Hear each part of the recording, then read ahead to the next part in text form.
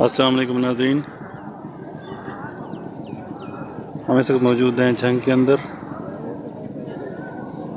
मादुल फ़कीर सैयद ज़ुल्फ़िकार नक्शबंदी दामद बरकातुहुल आलिया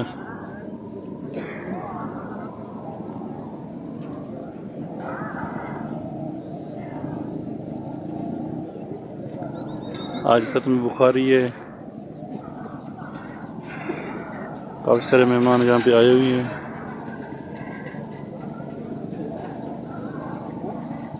पार्किंग यही है सारा।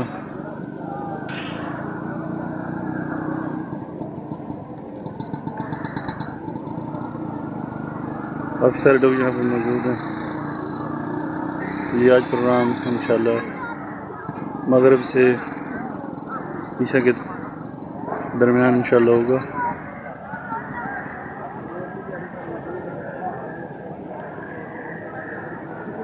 हमारे साथ रहिएगा, इंशाल्लाह हम प्रोग्राम होगा इस चैनल पे अपलोड करेंगे इंशाल्लाह।